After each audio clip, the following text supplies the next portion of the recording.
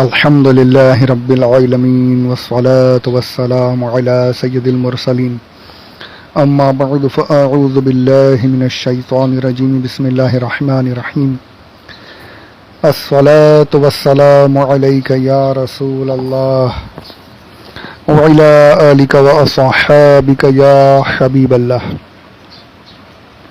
محترم سامعین السلام علیکم ورحمۃ اللہ وبرکاتہ.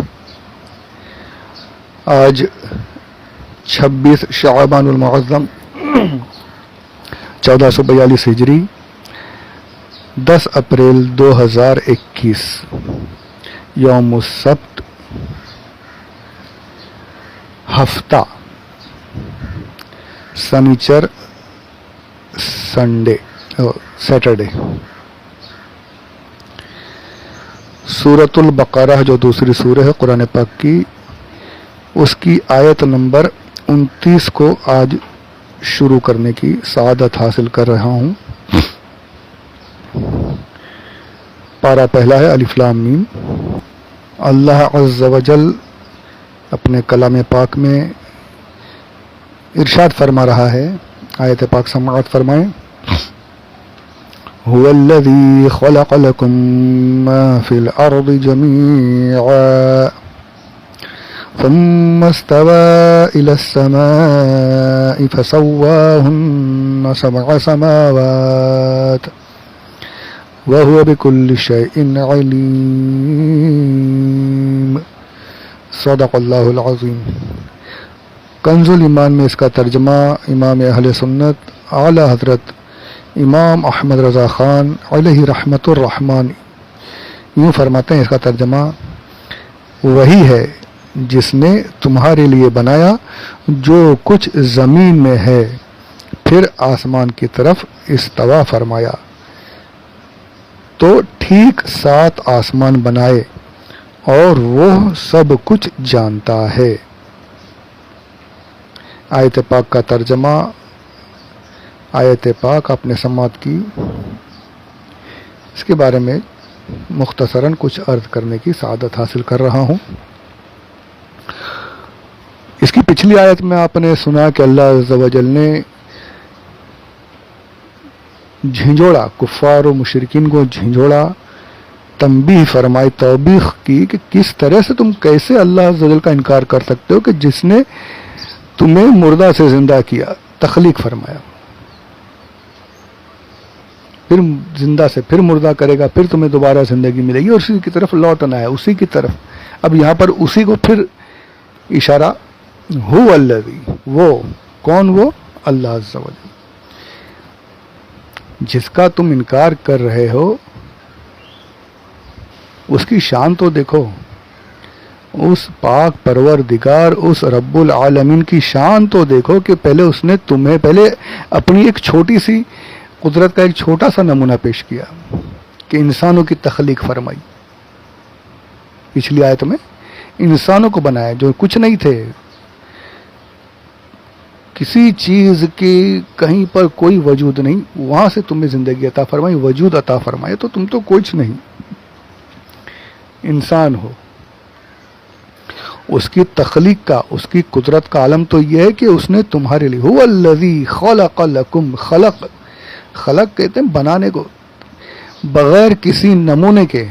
ایک ہوتا نا ایک ڈیزائن کوئی دیتا، اس ڈیزائن کو دیکھ کر انجینئرز بناتے ہیں کوئی چیز. یہاں تو کچھ بھی نہیں، جو کچھ ہے اللہ عز و جل کی قدرت میں ہے کہ جیسا چاہا اس نے بنا دیا، اور ایسا عظیم الشان بنایا. کیا؟ خلق لکم ما فی الارض جميعا، زمینیں بنائی. صرف زمین نہیں بنائی، صرف زمین نہیں، پہلے تو یہ دیکھنا ہے خلق. اس نے اپنی قدرت کا اظہار اس طرح سے فرمایا کہ اس نے زمینوں کو بنایا، آسمانوں کو بنایا، 7 آسمان برابر بنا دی. وہ تفصیل میں بعد میں بتاؤں گا، انشاءاللہ آئے گی وہ. یہاں پر پہلے قدرت کا، تخلیق کا اس نے ایک نمونہ پیش کیا کہ انسانوں کا نمونہ ایک ذرا سا چھوٹی سی مثال. اب اس سے بڑھ کر ہے کہ وہ تو وہ رب ہے کہ بغیر کسی مثال کے، بغیر کسی ڈیزائن کے، کسی چیز کا کسی نے کوئی تصور نہیں دیا. وہ رب نے ایسی زمین بنا دی. اس رب نے ایسی قدرت ہے اس کی کہ تم تو کچھ ہو ہی نہیں اس کے لیے. جو ساتوں زمین کو پیدا کر سکتا ہے, ساتوں آسمانوں کو تخلیق کر سکتا ہے, تمہاری کیا حیثیت ہے؟ تم تو ذرا سے ہو. وہاں تو ساتوں زمین و آسمان پتہ نہیں کتنے ہزاروں عالم بنا کے رکھ دیے اس نے, بغیر کسی نمونے کے, بغیر کسی ڈیزائن کے. اتنی عالی شان, ایسی عظیم المرتبت, ایسی عظیم الشان پورا عالم, زمینیں, ساتوں زمینیں اس نے بنا دی, ساتوں آسمان اس نے بنا دیے. تو انسانوں کو تخلیق کرنا یہ کون سی بڑی بات ہے؟ تو اس کی اپنی ربوبیت کا, اپنی قدرت کا اس نے ایک نمونہ پیش کیا. پہلے انسانوں کی تخلیق کا ارشاد فرمایا, اس کے بعد اللہ عز و جل نے زمین و آسمان کی قدرت کا ذکر کیا, نے تخلیق کا ذکر فرمایا. زمین و آسمان اور کیسے بنائے کہ آج آپ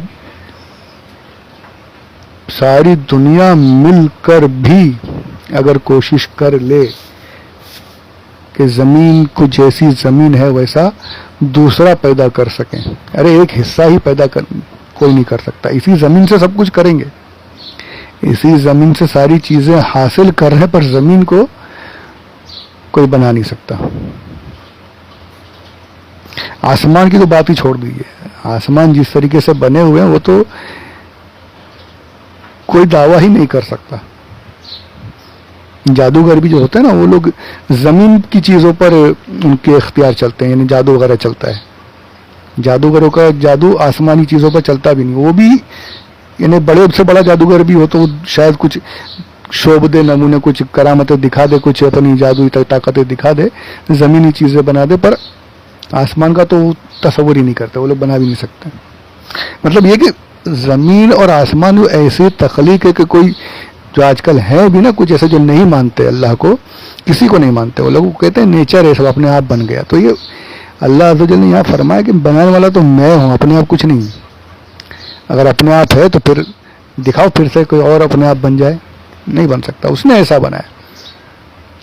اب یہاں پر آگے بڑھتے ہیں. والذی خلق لکم ما فی الارض جمیعا. یہ لکم جو ہے نا, یہ بڑے بہت, اس میں مفسرین کرام نے بہت کچھ فرمایا ہے. یہ لام جو ہے یہ فائدے کا, انتفاع کا ہے, یہ فائدے کا ہے, جس سے جس چیز سے فائدہ حاصل کیا جائے. لکم تمہارے لیے, خلق لکم ما فی الارض جمیعا, تمہارے لیے بنایا, تخلیق فرمایا جو کچھ زمین میں ہے, جو کچھ زمین میں ہے. یہاں پر ایک مسئلہ جو ہے, پہلے اس کو میں عرض کر دوں.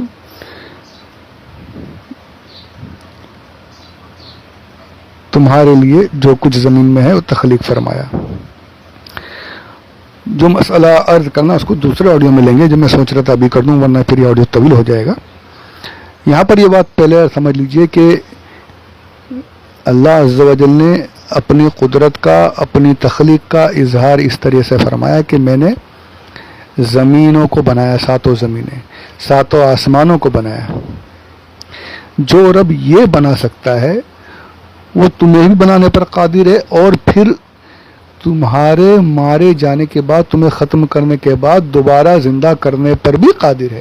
جس کے لیے ساتوں زمین و آسمان بنانا کچھ مشکل نہیں, اس کے لیے تمہیں دوبارہ زندہ کرنا کیا مشکل ہوگا.